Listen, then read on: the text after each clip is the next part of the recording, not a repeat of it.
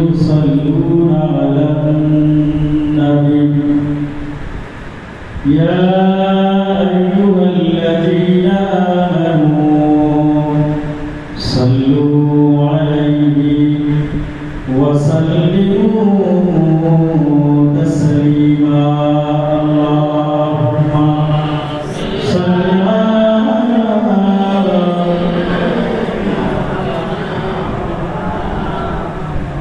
وعلى آل سيدنا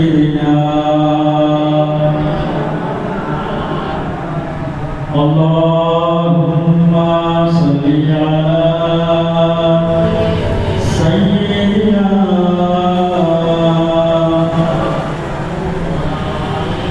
وعلى آل سيدنا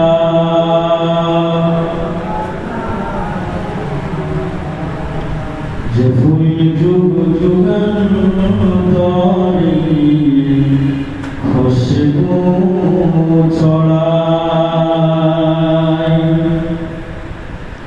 যে ফুল যুগ যুগান্তরে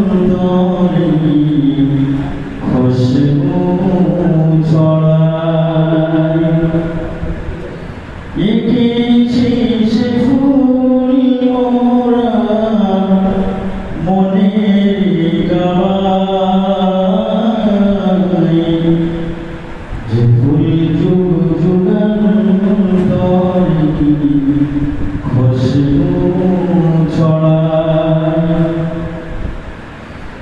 হাবিবে খোদা থি নবী কমলিওয়ালা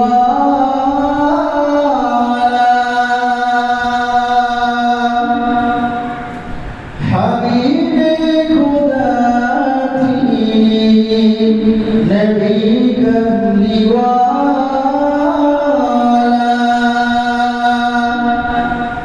तेरी छोटियां जो दुनिया उजाला तेरी बीरानी जो ओसु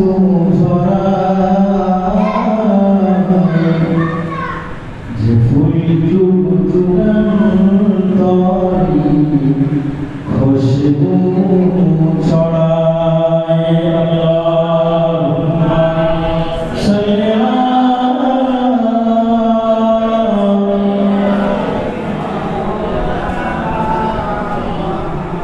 ওয়া আলি সাইয়্যিদিনা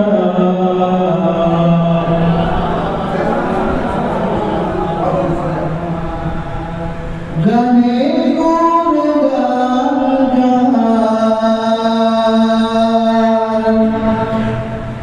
খোদে খোদা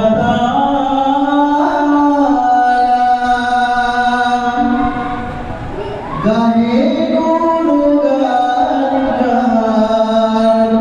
খোদে খোদা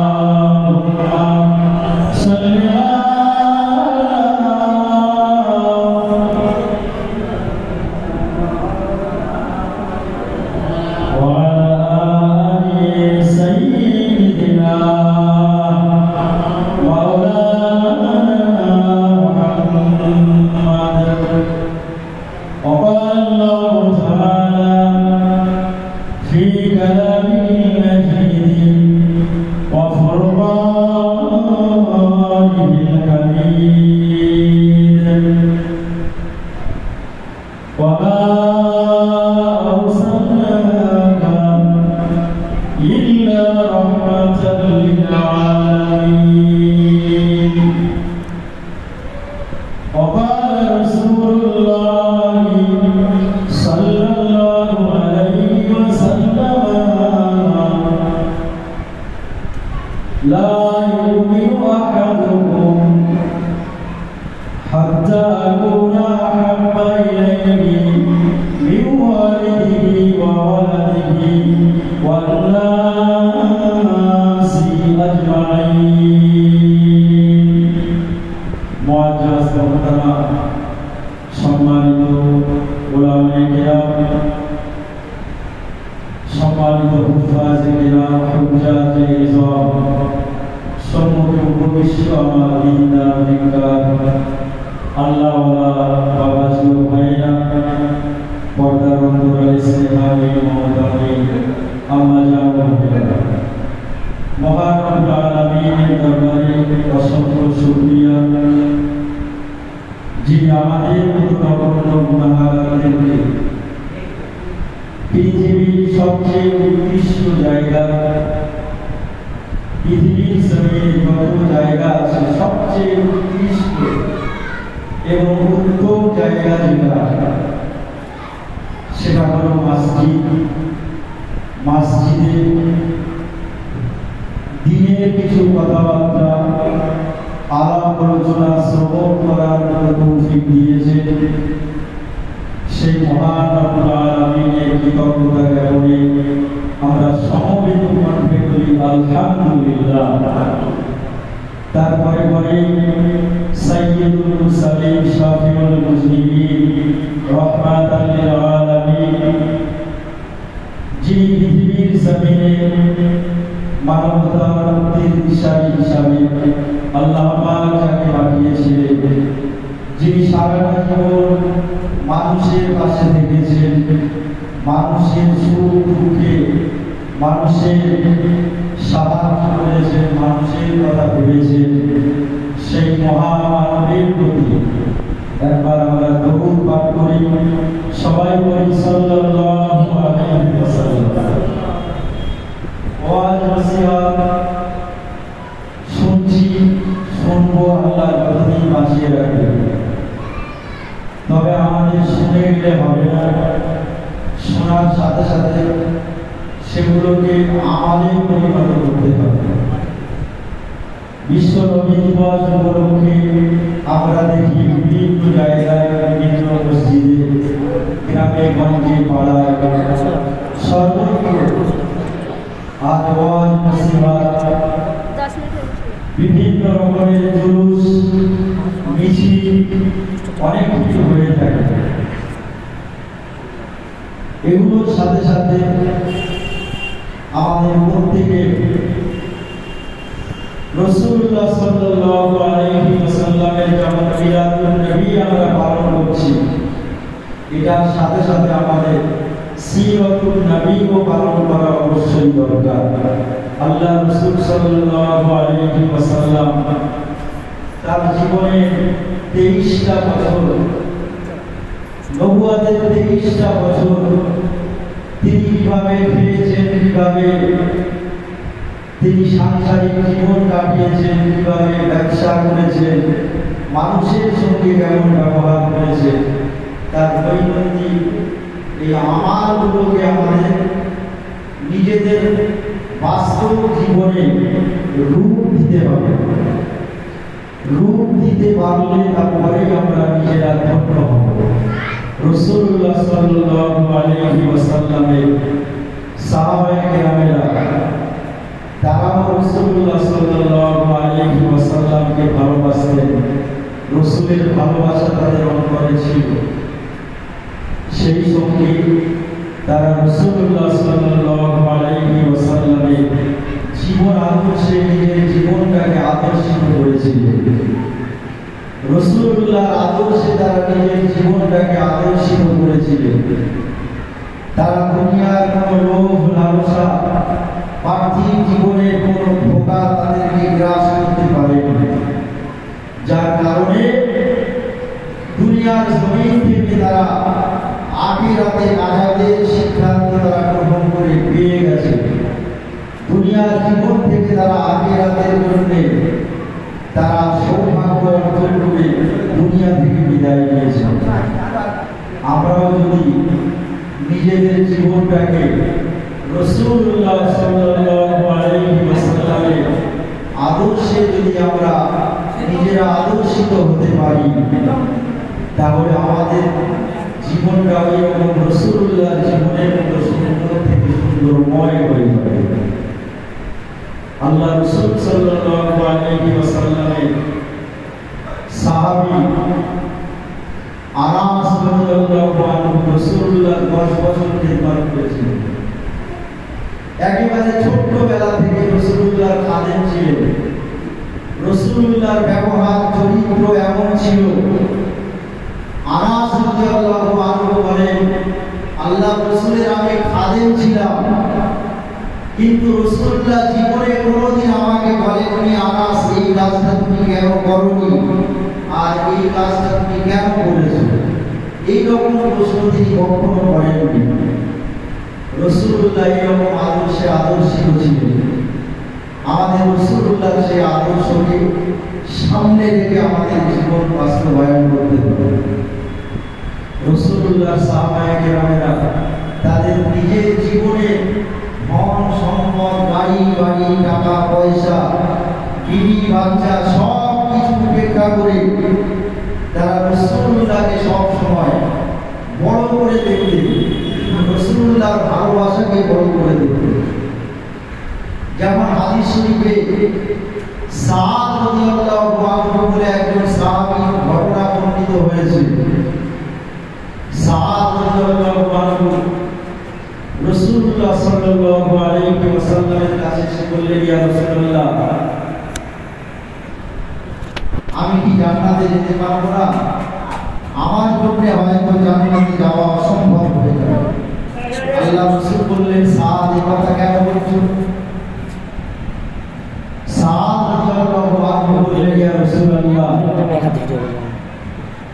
আমি ইসলাম গ্রহণ করার পর থেকে নিয়ে আপনার জীবনের যতগুলো সুন্নাত তরিকা, আপনি যেভাবে খানা খান আমি সেইভাবে খাই, আপনি যেভাবে রাস্তায় হাঁটেন আমি সেইভাবে হাঁটি, আপনার সব কাজগুলো আমি একেবারে পায়ে টু পায়ে পালন করি। কিন্তু ইয়া রাসূলুল্লাহ,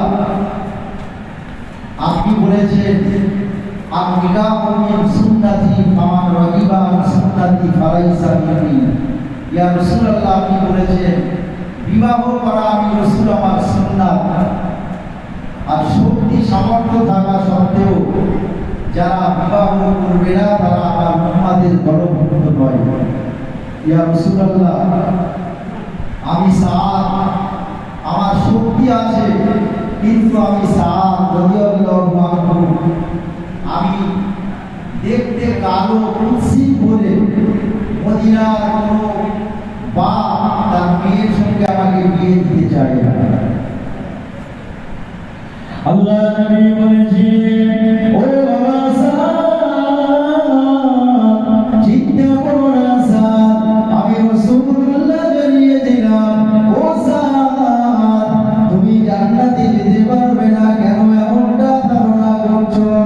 আমি রাসূলুল্লাহ জানিয়ে দিলাম, ও সাদ, তুমি একজন জান্নাতি। তুমি সাদ, তুমি জান্নাতি, তুমি চিন্তা করো না। তুমি যে জান্নাতে যাবে কিনা এই নিয়ে তুমি চিন্তায় আছো, তোমার চিন্তা করার দরকার নেই, তুমি জান্নাতি। আল্লাহ রাসূল বললেন, সাদ, আর তুমি দ্বিতীয় যে বিষয়টা নিয়ে ভাবছো, মদিনার কোনো বাপ তার সন্তানকে তার মেয়েকে তোমার সঙ্গে বিয়ে দিতে চায় না, তুমি চিন্তা করো না। আল্লাহ নবী জানিয়ে দিলেন, ও সাদ, চিন্তা করো না সাদ, আমি রাসূলুল্লাহ জানিয়ে দিলাম, ও সাদ, তোমার সঙ্গে মদিনার কোনো বাপ আপনাকে বিবাহ দেবে না, এটা হতে পারে না। আমি রাসূলুল্লাহ জানিয়ে দিলাম, ও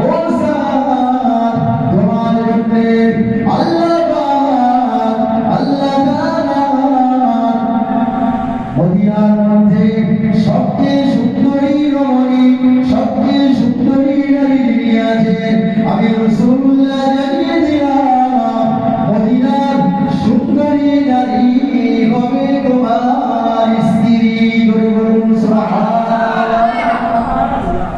তুমি বলছো তোমার সঙ্গে কেউ বিয়ে দিতে চায় না, আর আমি রাসূলুল্লাহ বলছি মদিনার সবচেয়ে সুন্দরী রমণী, মদিনার সুন্দরী নারী, যে এই মদিনার সুন্দরী নারী হবে তোমার স্ত্রী। জোরে বলুন সুবহানাল্লাহ। সাদ রাদিয়াল্লাহু আনহু খুশি হয়ে গেলেন যে আমি এত কালো বুঝছি, কেউ আমাকে মেয়ের সঙ্গে আমাকে বিয়ে দিতে চায় না, সাধারণ মেয়ের সঙ্গে। আর রাসূলুল্লাহ বলছেন মদিনার সবচেয়ে সুন্দরী সঙ্গে বিয়ে হবে, এর চেয়ে খুশির আর কি আছে? আল্লাহ রাসূল আশেপাশে সাহাবায়ে কেরাম ছিলেন, জিজ্ঞাসা করলেন মদিনার সবচেয়ে সুন্দরী নারী কার মেয়ে সবচেয়ে সুন্দরী? সাহাবায়ে কেরামেরা বললেন ইয়া রাসূলুল্লাহ ইবনে ওয়াহাব বলে একজন আছেন, ওনার কন্যা, একমাত্র কন্যা, ইনি হলেন মদিনার সবচেয়ে সুন্দরী নারী।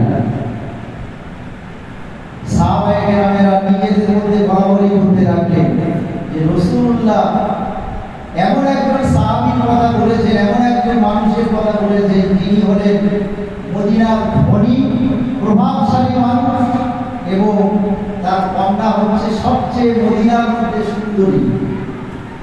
সাহাবায়ে কেরামেরা একে অপরের দিকে হাসাহাসি করতে লাগলেন যে এইরকম একটা সাদের মতো কালো কুৎসিত গরীব, একেবারে দরিদ্র, আর এর সঙ্গে রাসূলুল্লাহ এইরকম একটা জমিদার ঘরের মেয়ে বিবাহ দেবেন।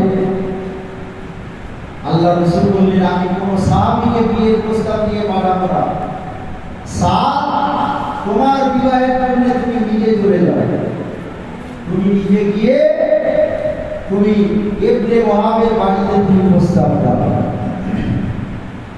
আল্লাহ নবী সাহাবী সাদ রাদিয়াল্লাহু আনহু আর দেরি করলেন না, আল্লাহ নবী পাঠিয়েছেন সাদ রাদিয়াল্লাহু আনহু, তিনি দৌড়ে চলে গেলেন। আল্লাহ নবীর কথা অনুযায়ী ইবনে ওয়াহাবের বাড়ির ঠিকানা নিয়ে ইবনে ওয়াহাবের বাড়ির দরওয়াজায় চলে গেলেন। আসসালামু আলাইকা ইয়া আহলাল বাইত। ও গোরালা, তোমাদের উপরে আল্লাহ পাকের রহমত বর্ষণ হোক। সালাম দিয়ে ভিতর থেকে সালামের উত্তর দেওয়া হলো। ভিতর থেকে ইবনে ওয়াহাব বেরিয়ে আসলেন। ও সাদ, আল্লাহ নবী সাহাবীকে জিজ্ঞাসা করলেন ও আল্লাহ পাকের বান্দা কেন এসেছো, কি খবর নিয়ে এসেছো?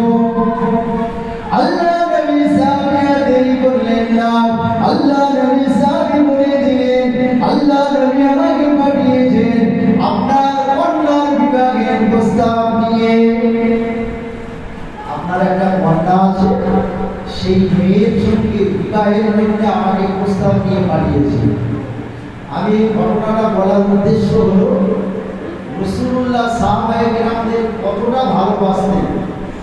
তাদের ধন সম্পদ ছিল, তাদের বাপ মা বিবি বাচ্চা সব ছিল, দুনিয়ার জীবনযাপন সব ছিল, কিন্তু তারা রাসূলুল্লাহকে কতটা প্রাধান্য দিতেন। ইসলাম তাদের অন্তরে কেমন ছিল যে তারা সব কিছু উপেক্ষা করে যখনই রাসূল আর আল্লাহ পাকের কথা এসেছে সব কিছু ছেড়ে দিয়ে তারা নিজের জীবনটা নিয়ে ঝাঁপিয়ে পড়েছে। এটা বোঝানোর জন্য এই ঘটনাটা বলছি। রাসূলের সাহাবী ডাইরেক্ট বলে দিলেন আপনার মেয়ের বিবাহের জন্য আমাকে রাসূলুল্লাহ প্রস্তাব দিয়ে পাঠিয়েছে। ইবনে ওয়াহাব বললেন, মেয়ের বাপ বললেন সব ঠিক আছে, কিন্তু বিবাহ দেব যে মেয়েকে, পাত্রকে, বরকে। সাদ রাদিয়াল্লাহু আনহু বললেন পাত্র অন্য কেউ নয়, পাত্র আমি নিজে। ইবনে ওয়াহাব পাত্রের দিকে তাকিয়ে চমকে উঠলেন। যেইরকম একটা কালো কুৎসিত মানুষ, আর কালো কুৎসিত হোক, যদি টাকা পয়সা থাকতো, ধন সম্পদ থাকতো, ব্যাপারটা আলাদা কিন্তু তার থাকার একটা ঘর নেই, একেবারে নিঃস্ব দরিদ্র। আর একটা জমিদার ঘরের সুন্দরী কন্যা। ইবনে ওয়াহাব বললেন, আমি বাপ হয়ে নিজের মেয়েকে কিভাবে ধ্বংসের দিকে ফেলে দিই, আমার দ্বারা সম্ভব নয়। তিনি একেবারে ডাইরেক্ট প্রত্যাখ্যান করে দিলেন।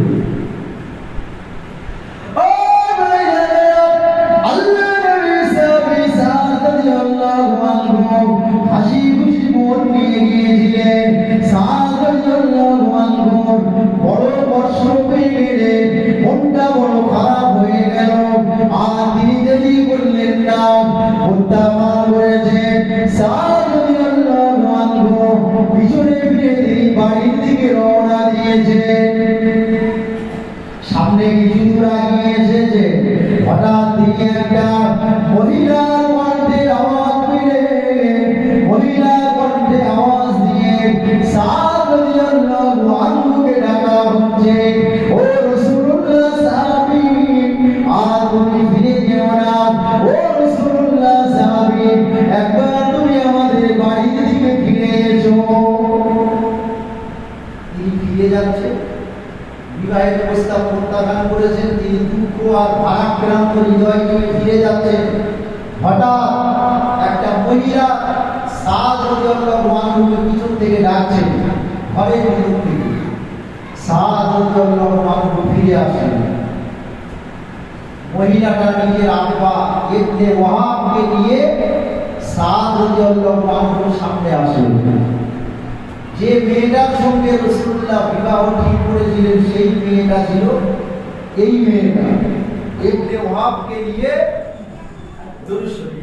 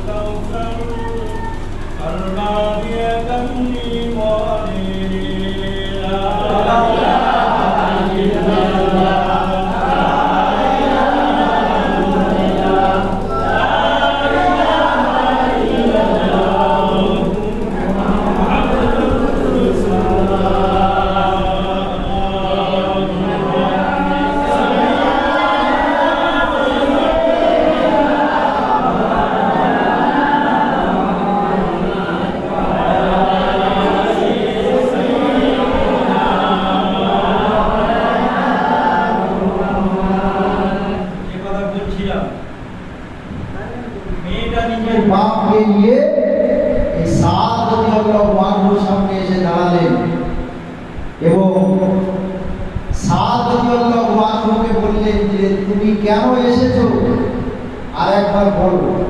সাদ রাদিয়াল্লাহু আনহু বললেন, রাসূলুল্লাহ আমাকে পাঠিয়েছে ইবনে ওয়াহাবের সুন্দরী কন্যা বিবাহের প্রস্তাব দিয়ে, এবং মাত্র আমি নিজে। মেয়েটা মাকে বলছে, আব্বা তুমি ছেলেটার কথা শুনেছ? ইবনে ওয়াহাব বললেন, হ্যাঁ শুনেছি, কিন্তু মা আমি তোমাকে এইভাবে একটা গরিব দরিদ্র ছেলের সঙ্গে আমি বিয়ে দিতে পারি না। মেয়ে কেমন ছিল দেখুন। মেয়ে বলেছে, আব্বা আমি দুনিয়ার কোনো চাকচিক্য, দুনিয়ার জীবনটাকে বড় করে দেখছি না। আমি দেখছি যে পাত্রটাকে রাসূলুল্লাহ নিজে চয়েস করেছে আমার স্বামী হিসাবে, রাসূলুল্লাহ নিজে যাকে পছন্দ করেছেন, আপনি আমার আব্বা হতে পারেন, আপনি গান খুলে শুনে রাখুন, ওই ছেলের সঙ্গে যদি আমার বিবাহ আপনি না দেন, আমি আপনার কন্যা আমি জীবনে আর বিবাহ করব না। মেয়ে এখন বেড়ে বসেছে, কিছু করার নেই। রাসূলুল্লাহ দরবারে জড়িয়ে গেল। লম্বা হাদিস আমি সংক্ষেপে বলছি। আল্লাহ নবী দরবারে গেলেন। আল্লাহ নবী সাদ রাদিয়াল্লাহু আনহুকে বললেন, ও সাদ, আমি রাসূলুল্লাহ হাবিবুল্লাহ তোমার বিবাহে করলে সাদ আমি রাসূলুল্লাহ 200 দিরহাম মোহরানা নির্ধারণ করে দিলাম। বিবাহ করতে গেলে কি লাগে? মোহরানা, দিরমোহর। আমরা যেটাকে দিরমোহর বলি, এটা আসলে মোহরানা। আমরা বাকিরা কি বলে এটাকে বলা হয় দায়েমি মোহর। আরবি থেকে বলা হয় দায়েমি মোহর, আমরা বাংলায় বলি দিরমোহর। কিন্তু মোহরানা কি হলো?